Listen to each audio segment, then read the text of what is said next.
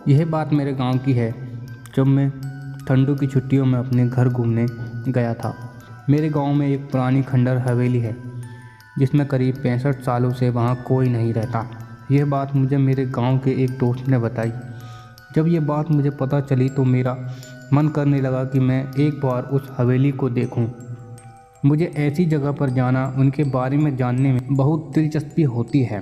फिर एक दिन मैं अपने दोस्तों के साथ बाहर जाने का प्लान बनाता हूँ और उस खंडर हवेली के सामने पहुँच जाता हूँ। वहाँ दूर दूर तक कोई आता जाता नहीं था। जब मैंने ये बात अपने दोस्तों से पूछी कि यहाँ अगल बगल कोई रास्ता नहीं है, बल्कि लोग इस रास्ते से भी आ जा नहीं रहे हैं, ऐसा क्यों? तो मेरे दोस्त ने बताया, ये हवेली पुरानी और खंडन नहीं है, बल्कि ये हवेली एक भूतिया और डरावनी हवेली भी है। मैं बोला, ऐसे इतने यकीन से कैसे कह सकते हो?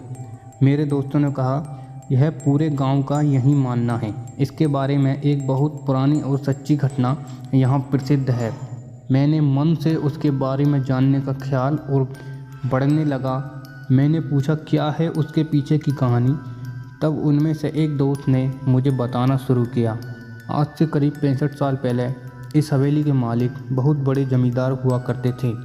उनकी एक पत्नी भी थी जो कि बहुत सुंदर थी। उसका नाम सुहानी था। उस समय के डाकुओं के खौफ से लोग डरते थे।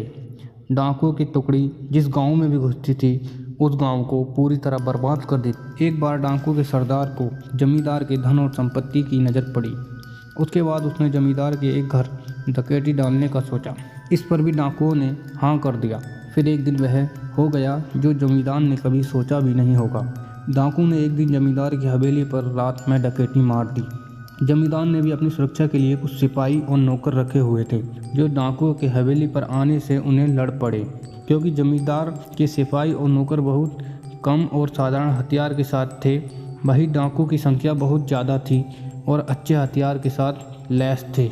यही सब जमींदार ने देखने के बाद सोचा, इससे पहले कि डाकू हवेली पर दरवाज़ा तोड़कर अंदर घुसाएं, उसे अपनी पत्नी और खजाने को छुपा देना चाहिए। फिर उसने उस खजाने को एक हवेली की किसी खुफिया जगह छुपा दिया और अपनी पत्नी को एक कमरे के अंदर एक और खुफिया कमरे में छुपा दिया। वह बाहर से कमरा बंद कर दिया। इसके बाद कुछ ही देर में डाकू हवेली का दरवाज़ा तोड़कर अंदर घुस आए, पर जमींदार ने मरते मरते खजाने का पता डाकू को नहीं बताया। डाकू ने खजाने को बहुत खोजा पर वह नहीं मिला। फिर डाकू वहाँ से हवेली की कीमती सामान को लेकर वहाँ से चले गए, पर जमींदार की पत्नी को एक खुफिया कमरे में बंद है, उसका पता किसी को नहीं था। उसकी पत्नी बहुत चिल्लाई, लोगों को बुलाने की कोशिश की, कमरे के दरवाजे को तोड़ने की कोशिश की, पर वह अंत तक कुछ नहीं कर सकी और भूख प्यास से तड़प तड़प कर वहीं मर गई। उसके मरने के बाद उसकी लाश से बदबू आने लगी और लोगों ने उस कमरे को तोड़कर उसकी लाश वहां से निकालकर उसका अंतिम संस्कार कर दिया। कहा जाता है कि आज भी वह अपने पति का इंतजार उस कमरे में करती है। उसका पति कभी तो आएगा और उसे कमरे से आज़ाद करेगा, और आज भी उसे उसकी हवेली में घुसपैठियों या उसके बिना इजाज़त के अंदर जाने वाले को सज़ा देती है। मैंने अपने दोस्तों से यह कहानी सुनकर उनकी बातों पर विश्वास नहीं किया।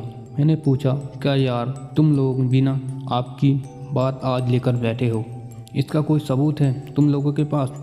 तो उन लोगों ने बोला, कुछ लोगों ने इस हवेली में जाने की कोशिश की, वहाँ रुकने की गलती की, जो आज तक इस आदमी को भूल नहीं पाए हैं। मैंने पूछा, ऐसा क्या हुआ था उन लोगों के साथ इस हवेली में? तब दोस्तों ने मुझे बताया, एक बार एक अपराधी जेल से भाग जाता है और इस हवेली में आकर छुप जाता है। उसके बाद कोई नहीं जानता कि इस हवेली में उसके साथ क्या हुआ था। बस दूसरे दिन उस अपराधी की लाश उस हवेली में मिली। मैंने बोला, यह हादसा भी तो हो सकता है। तो उन लोगों ने कहा, एक बार एक चरवाहा उस हवेली में एक रात रुकने के लिए जाता है, जो सुबह जिंदा उस हवेली से तो बाहर आ जाता है, पर अपना मानसिक संतुलन खो देता है। तब से वह आज तक पागल है। यह सब बातें सुनकर मेरी हिम्मत नहीं हुई उस हवेली के अंदर जाने की, इसलिए हम लोग वहाँ से चले गए और दोबारा मैं कभी उस हवेली को देखने नहीं गया। ऐसी ही और स्टोरी सुनने के लिए द पॉइंट स्टोरी को सब्सक्राइब कर लें।